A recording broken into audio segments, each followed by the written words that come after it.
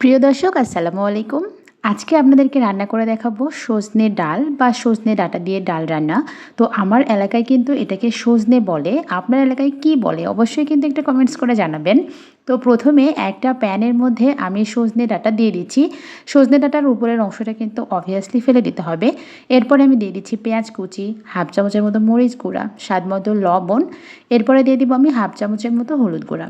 আজকের রান্নাটা পুরোটা দেখলে বুঝতে পারবেন আমি কতটা কম মশলা ব্যবহার করে রান্নাটা করেছি। আর মেইন উপকরণ ডাল দিয়ে দিয়েছি, আমি 1 কাপ পরিমাণ ডাল ভালো করে ধুয়ে পরিষ্কার করে নিয়েছি, এখন দিয়ে ভালো করে মাখিয়ে নিয়েছি। আমি এখানে ডাল আর সজনে সেদ্ধ হওয়ার জন্য ঠিক যতটুকু পানি দেওয়া প্রয়োজন ঠিক ততটুকু পানি ব্যবহার করব।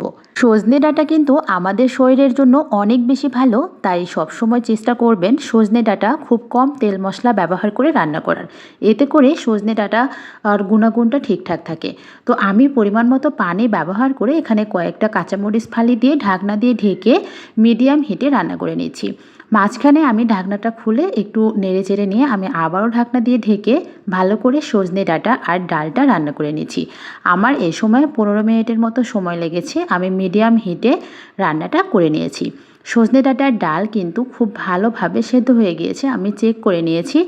এখন আমি এই সজনে ডাঁটার ডাল ভালো করে নামিয়ে নিব, নিয়ে একটা প্যান আবার বসিয়ে দিব। এখানে আমি পরিমাণ মতো তেল দিয়ে দিয়েছি।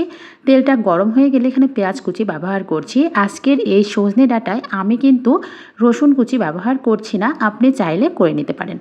তো আমি পেঁয়াজটা হালকা একটু কালারটা চেঞ্জ হয়ে আসলে এখানে ব্যবহার করব শুকনো মরিচ আর তেজপাতা, গোটা জিরে আর পাঁচফোড়ন আছে এখানে, আমি এখন এগুলো দিয়ে দিচ্ছি। অবশ্যই মনে রাখতে হবে এই পাঁচফোড়নটা যেন একদম পুড়ে না যায়, তাহলে কিন্তু তরকারির স্বাদটা একদম নষ্ট হয়ে যাবে। এমন অবস্থায় নামিয়ে নিতে হবে যেন পেঁয়াজটা একদম কাঁচাও না থাকে আবার পুড়েও না যায়। যখন দেখবেন গোল্ডেন ব্রাউন কালার হয়ে আসছে ওই মুহূর্তে আমি এই ফোড়নটা তরকারির মধ্যে দিয়ে দিব। নিশ্চয়ই এখানে দেখে বুঝতেই পেরেছেন আমি কিন্তু এই সজনে ডালে কোনো প্রকার আদা রসুন জিরা বাটা কোনো কিছু ব্যবহার করি নাই। আমি এভাবে রান্না করলে কিন্তু আমার বাসায় সবাই খেয়ে খুব বেশি পছন্দ করে। তো আপনি এভাবে রান্না করে নিতে পারেন, একদিন খেয়ে দেখবেন ভীষণ ভালো লাগে। আর সজনে ডাঁটা যেটা বললাম খুবই কম তেল মশলা ব্যবহার করলে এইটার কিন্তু গুণাগুণটা ঠিকঠাক থাকে, তাই আমি চেষ্টা করি এই সহজভাবে রান্না করার। সজনে ডাঁটাটা কিন্তু অনেকভাবে রান্না করা যায়, অনেক প্রসেসিং ফলো করে কিন্তু রান্না করা যায়। আমার কাছে সবথেকে ইজি অ্যান্ড ঝটপট একটা প্রসেস হচ্ছে এইভাবে সজনে ডাঁটা রান্না করা। আমার কাছে ভীষণ ভালো লাগে, খেতেও কিন্তু দুর্দান্ত লাগে। অবশ্যই একবার ট্রাই করে দেখার অনুরোধ রইল, আশা করছি আপনাদের সবার অনেক অনেক ভালো লাগবে। তো আমার আজকের ভিডিওটি এখানেই, ইনশাল্লাহ দেখা হবে নেক্সট কোনো ভিডিওতে।